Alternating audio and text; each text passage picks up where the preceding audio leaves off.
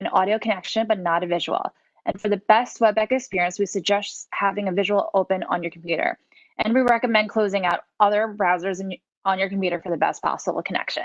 Lastly, for a great viewing experience, change your WebEx viewing screen to a grid view. So you can find this option in the top right corner of your screen. Also, be sure to engage with us on Twitter and LinkedIn using the hashtag BILivecast. And thank you to Cisco WebEx for being the official technology partner of Brand Innovators Virtual Summits and facilitating a great virtual event experience. We hope you're looking forward to today's livecast. And due to a last-minute conflict, the WPP and Unilever session has tentatively been rescheduled for Thursday, October 8th. However, today we are still going to be hearing from marketing leaders in the D&I space from BulletProof and Eddie Bauer. We encourage you to engage with the speakers and ask questions during each session. I'll be back in between sessions to introduce our next group of speakers. I am now very excited to introduce your host for today. We are lucky to be joined by TJ Abrams. TJ is the head of global brand strategy and performance for Holiday Inn at Intercontinental Hotels Groups in Atlanta, Georgia. He is currently accountable for brand growth in 80 countries around the world on a brand that delivers over 25% of total revenue for the IHG portfolio. Outside of work, TJ dedicates his time to empowering and propelling the lives of youth leaders across the country through some of the most iconic programs in the US. He currently serves on the board of trustees for the Ron Clark Academy, Harvard Debate Council Diversity Project, and recently completed a 5-year term as co-chair for the Coca-Cola Scholars Foundation Alumni Advisory Board. Welcome to the stage, TJ. Hi, Kerel. Thanks. I'm excited to be here with you all today. Yeah, we're lucky to have you. You're perfect for this. Great. Well, let's jump in. I'm excited to be here for our live cast session on diversity and inclusion. IHG, along with many of your companies that, for those of you watching today, has taken a step back the past few weeks to really reflect on our D&I journey and ensure we have the right actions to move forward in building a more inclusive culture. And that's what today's about. It's about learning from the best across our industry who are taking action and building more inclusive organizations and brands where they lead. This topic for many of your organizations is not always an easy one, but I'm really inspired by a few of the trailblazers we have today on our session. And the call to action for my congressional representative right here in Georgia, John Lewis, to be unafraid of getting into a little bit of trouble. So let's dig in. I'm first going to introduce you to our first speakers of the day. We are so excited to be joined by Martin Morse, the VP of Business Development for BulletProof. This session will be moderated by Kerel Cooper. Kerel is the Senior Vice President of Global Marketing at LiveIntent. He currently leads a marketing team and works closely with sales, product engineering, and customer success to create awareness and generate leads for key products and features. Welcome to the stage, Martin and Kerel. Thanks for kicking us off today. Thank you. Super excited to be here. Thanks for the great intro, and thanks again to Brand Innovators for putting this event together and giving us the platform to have these conversations. Martin, how you doing today? Very well. Good morning on the West Coast. Good afternoon on the East Coast, wherever you're at. All right. So Martin, listen, I want to spend this time talking with you about, partly your career journey, also challenges that you faced along the way and how race has played into that, right? And so the first question that I have for you, I think it would be great if you can give the folks here a sense of your background, your culture, and your identity. Background and culture. Let's start there. And identity is very open for conversation and and I'm not talking about cookies. Background. First and foremost, yes, I am a man of color. My father is African American. My mother is Croatian. So I kind of have this dichotomy of presence in moving through the world from a young kid to obviously now. Work background. Played professional basketball overseas for a short period of time. From there, went to Wall Street and was one of 5 minorities out of 890 members on the New York Mercantile Exchange, trading oil and gas. So out of those 5 minority members or persons of color, I was one of 2 that were a local market maker, which means we we didn't work for anybody except ourselves. So we didn't work for a bank, a brokerage, a physical producer. We literally made markets that made us our money or lost us our money. And then quickly moved out of, not quickly, after 12 years, just got fried, burnt out as a young guy. And still had all my relationships in entertainment and professional sports. And I kept getting calls all the time about just advisory and mentorship and direction and where do I go and how do I build a brand, and why is the guy in the locker next to me a smaller contract, but he's got a bigger house and a nicer car and more endorsements and that kind of thing. So moved into the space of financial mentorship because that was the main issue. If you don't have a good foundation to build a brand, you're not going to be too successful in that. So fast forward, I opened up a financial mentorship firm that quickly went into financial management, which I didn't want to do. But then we opened up a sports and entertainment shop at an investment bank in New York City. Was there for 3 years before I took it out and went off on my own with my partners.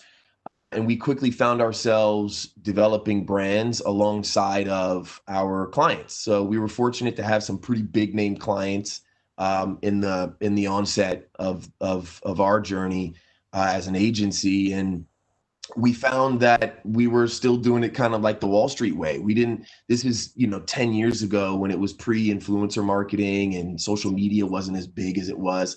And we were like, well, we don't really want money up front because the guys that we are branding and managing, they've got a lot of money. So let's talk about what their brand is going to do for your bottom line, right? So we'd rather take a back end and a smaller piece of the front end. So we started structuring deals like private equity deals.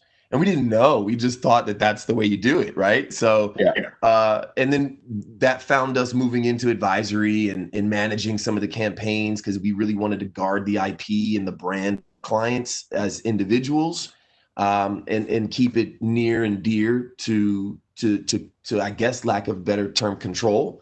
How it shows up in the market. And we started making, advisory recommendations to different brands that we were placing these high profile personalities in, and it worked.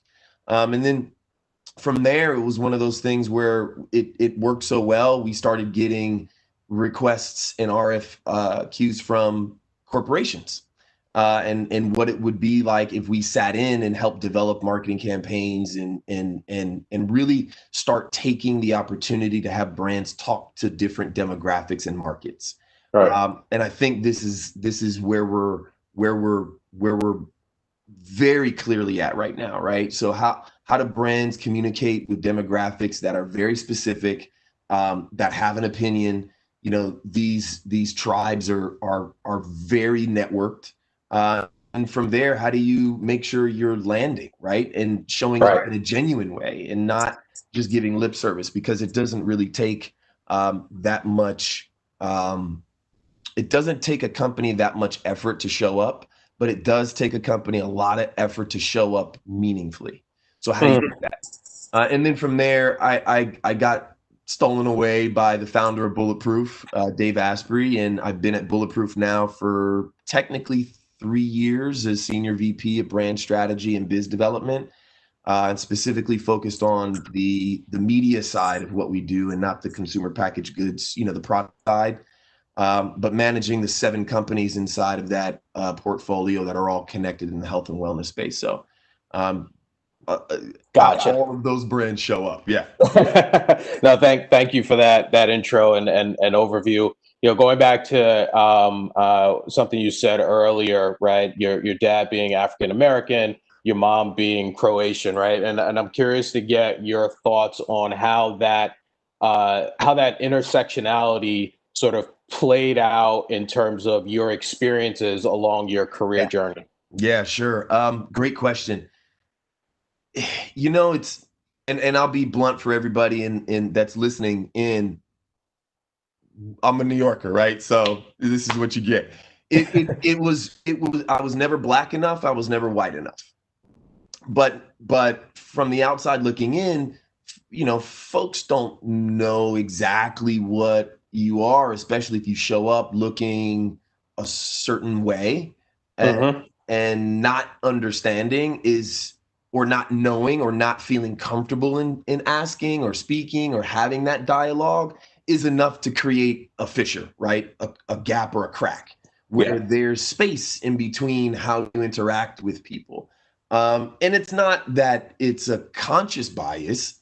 It's just creating space that doesn't connect people meaningfully. And I've been challenged with it in a good way and in a bad way, because I've actually had the opportunity to sit in boardrooms and closed door conversations where people don't know that I'm a man of color or that my dad was black. And I've heard some really, really horrible things, but I've also heard some really honest things where it's like, folks just want to know better. And the sword cuts both ways, because it still happens in rooms that are filled with, people of color, where I'm not black enough to be in the room, quote unquote, right? But I think when you move into a space where you begin to close that gap and have discourse and conversation through that opportunity, then growth begins to exist, or at least starts to germinate.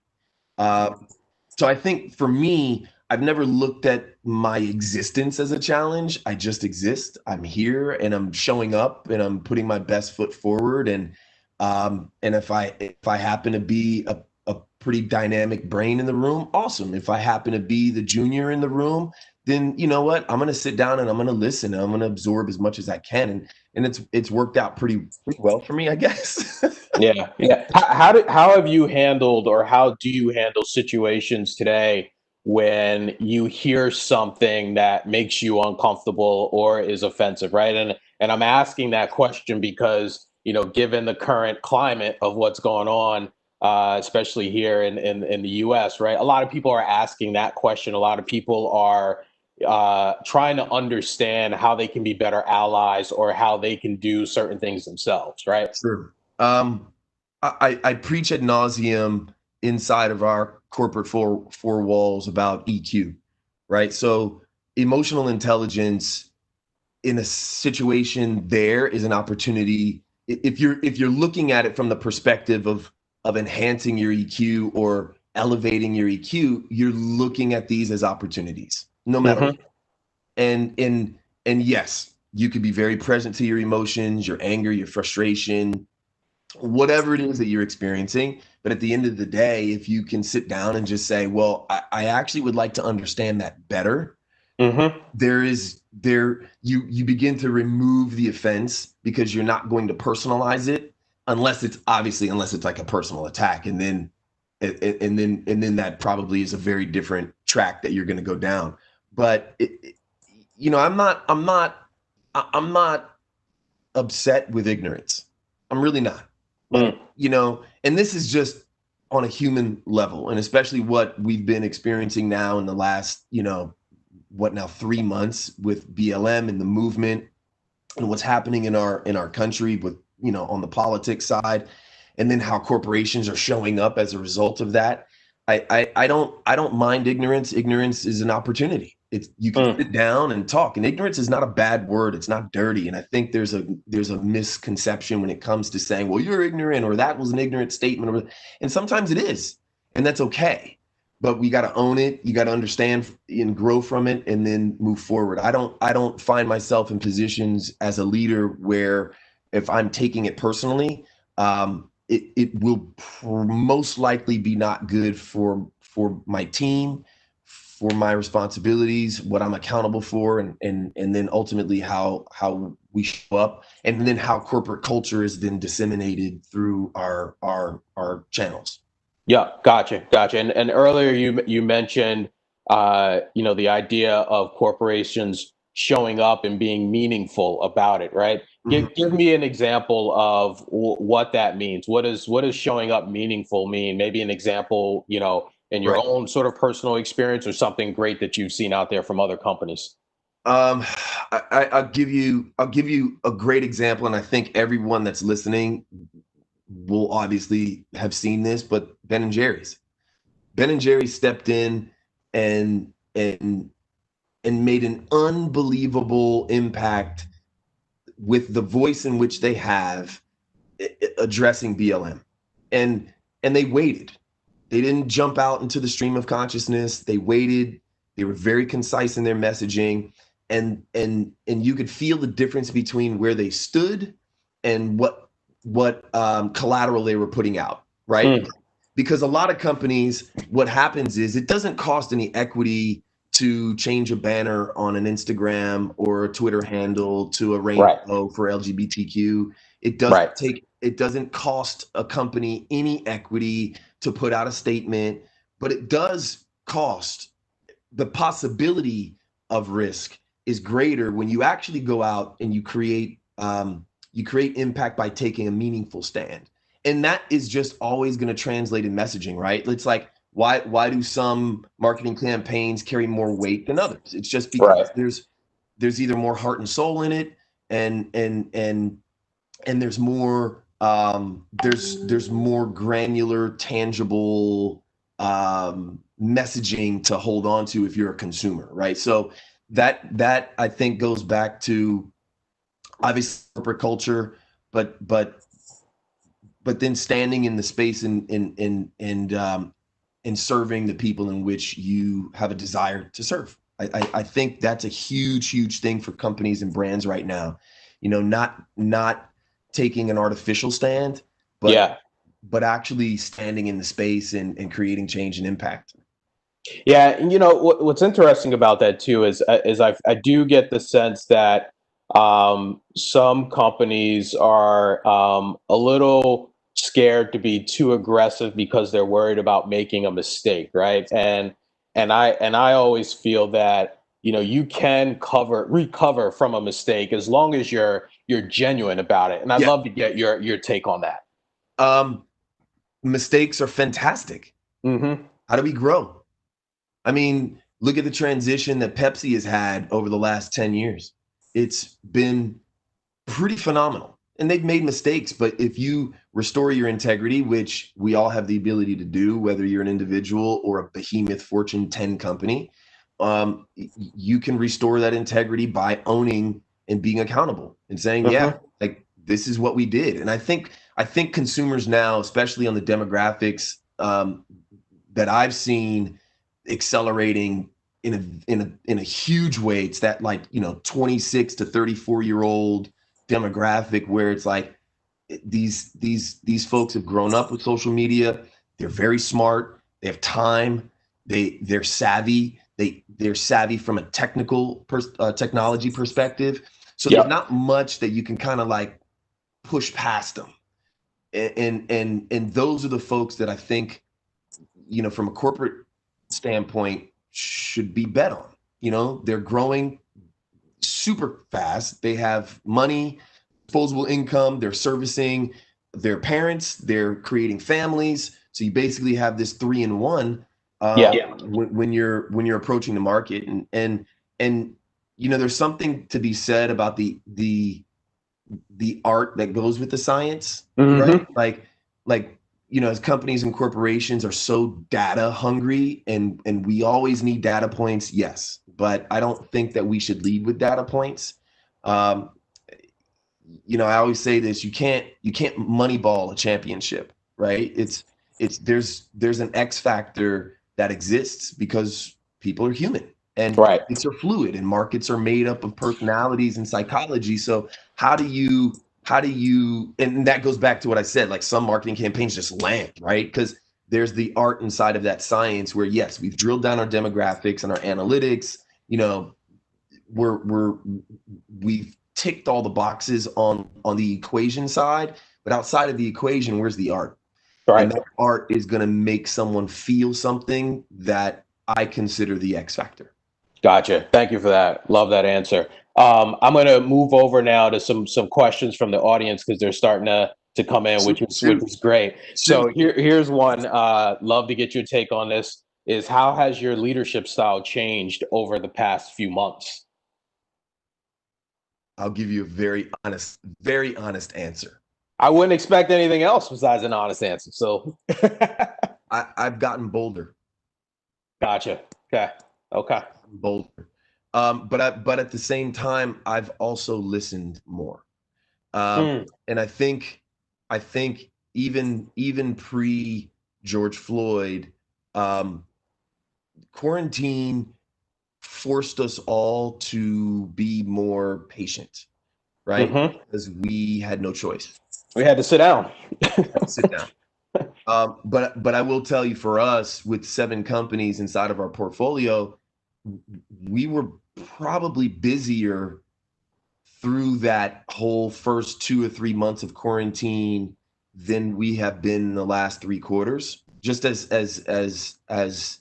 I mean, I think just across the board, from supply chain all the way to board, line level all the way up to board. And what it did was it forced senior leadership to say, okay, everyone needs to stop. Like, just take a breath, take a beat, and let's start listening to what our team is communicating. Because, and even if they're not communicating, they're communicating through, interaction or lack of interaction. And if you just take time to listen a little bit more, we've had some amazing ideas and concepts come from, like, people we never expected it to come from. And then bolder in the aspect where it's just like, hey, we gotta take bold action. We have to be swift with it, and we can't get caught up or have, paralysis by analysis. Gotcha. Okay. All right. Now, another question coming in from the audience: when it comes to communicating with your consumers, how do you think about brand purpose, and how does that impact your approach to marketing? Brand purpose should always be your bedrock, like, period. One of the reasons I actually came into BulletProof is because we saw from the outside looking in, the why was starting to get watered down. And if, as a health and wellness and company that stands for human performance, you gotta always be married to the why. And I think this is universal in every company at every size, whether you're a small startup or a small business in a small town, or whether you're a global behemoth. How often do you sort of evaluate that why against the mission and values, and sort of just looking at it to make sure that you're continuously living up to it? Is that a regular process? No, it's constant. If you don't inject that into the DNA of your culture, it will be watered down. It will be lost.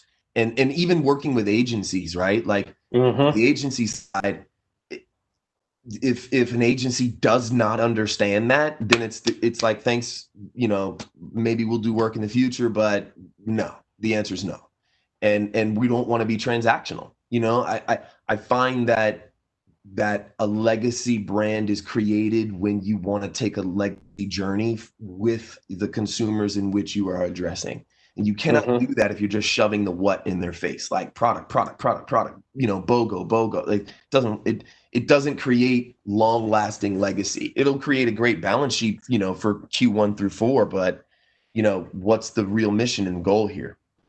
Yeah, and speaking of long-lasting legacy, one of the things that concerns me the most, right, especially what's gone on in our country over the last couple months, is that as the emotion sort of dies down, so will the effort behind it, right? And I always say that this is a marathon, not a sprint. And to your point about sort of ingraining that into the DNA of the company, inclusive initiatives have to be a part of that. And I'm curious to get your thoughts on that as well.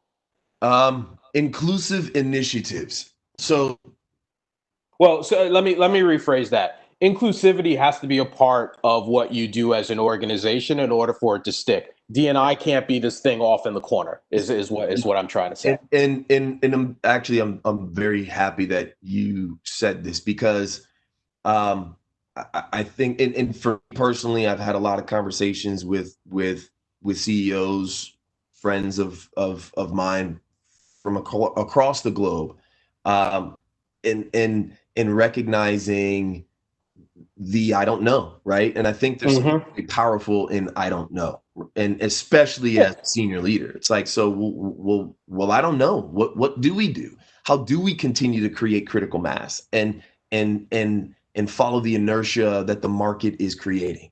And then how do we participate in that? Because let's keep it real, like, we're in business to make money. We're in Right. business to sell our widgets or our services or whatever. But I always, there's nothing wrong with doing good by doing great.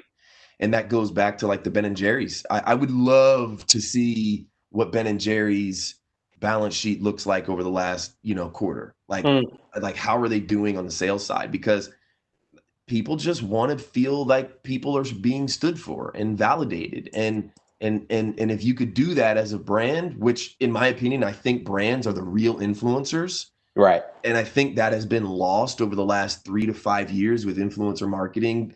It's like, oh, we want this influencer to validate us, when it's really the brand validating the influencer. So you must be very careful in how you create that culture and who you're tapping as a CMO or a strategist or an agency head that is creating these campaigns. And that's how I believe you can participate in that critical mass and growing that critical mass, like tapping the right people to carry your message, to carry your brand, to identify with your brand, and not have it just be organic because that influencer uses your product. But no, like how do they live their life? What are they doing in the street? How are they maintaining a voice? What are they doing in their lives, or even on the partnership side? Yeah.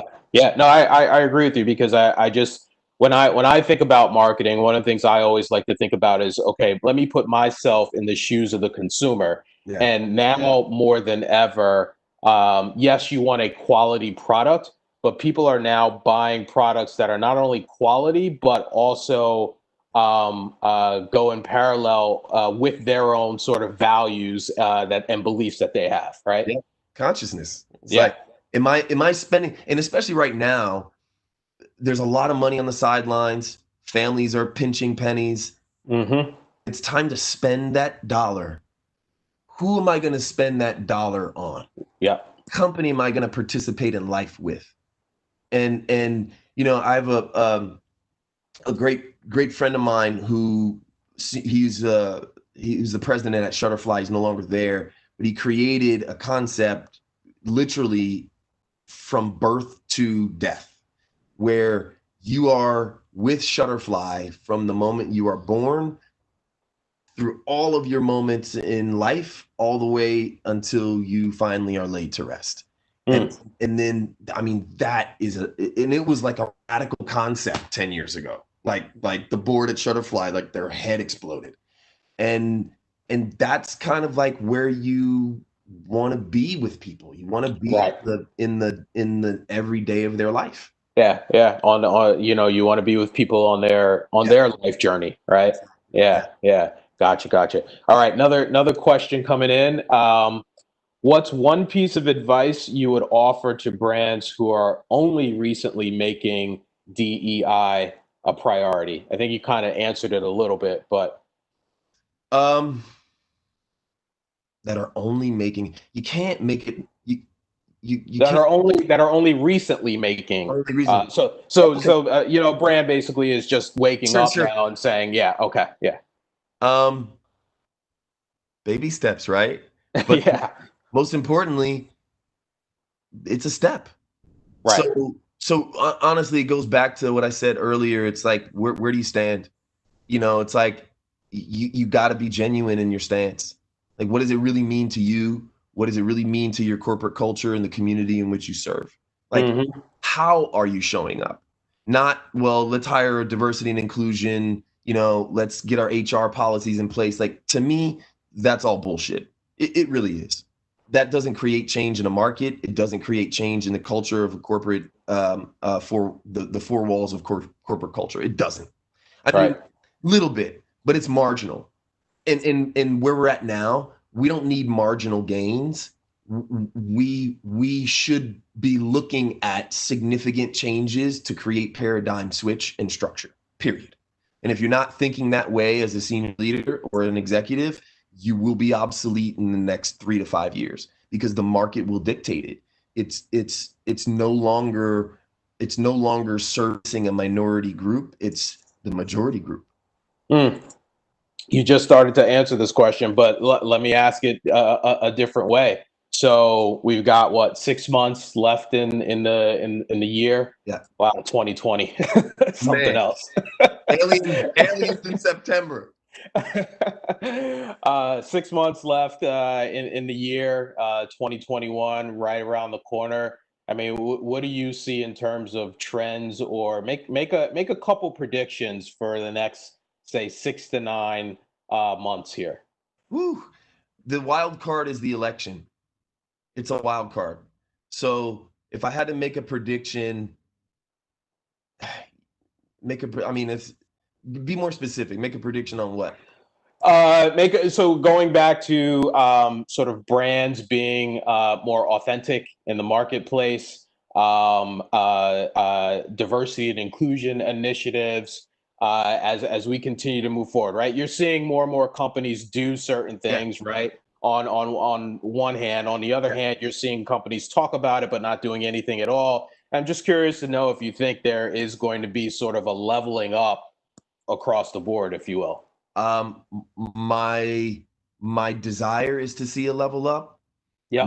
I am cautiously optimistic about how that is achieved. But Yeah.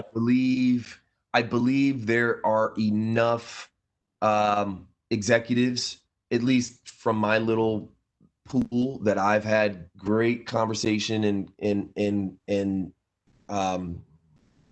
great conversations with, where the I don't know is popping up a lot more. And when you have that I don't know, you fill that space with education, empathy, and learning. And so my prediction, I believe in the next 6 months, we're going to see a shift in corporate cultures from the top down. I do believe it, because the people are going to force that from the bottom up. Yeah. If you don't make those changes from the top down, you're not going to meet in the middle, and you're not going to have transaction. You're not going to have opportunity. You will, just because there's so much inertia in the market, and consolidation is happening with corporations, because you're seeing these these small cap companies get assumed from technology to CPG to, you name the vertical. But Yeah. I think what I believe is going to happen is that you're going to have a swath of corporate executives that are going to have a desire to sit in a symposium like the one in which we're having, to have a conversation, to learn, to ask questions in a safe space, in a container where I don't know or ignorance is welcomed. And there will be a renaissance of growth, and it'll be an inflection point. I believe it in the next 6 months, even the next 18 months. I believe there's, on the execution side of the market, I believe experiential is going to completely change in an amazing way, where you can't go to CES and be on a show floor with thousands of people, but you can have the opportunity to do something virtually that then piggybacks onto a physical experience in a really dynamic, cool way, because technology is allowing that, right?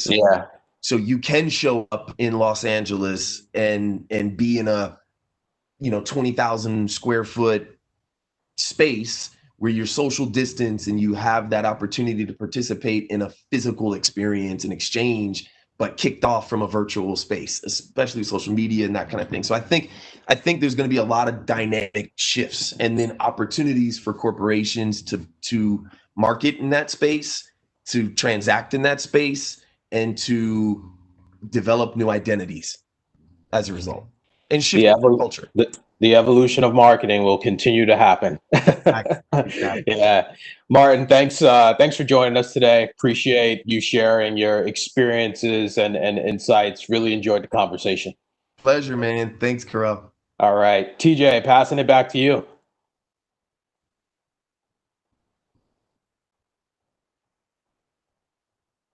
I think TJ's on mute. Yep. There we go. My There bad. we go.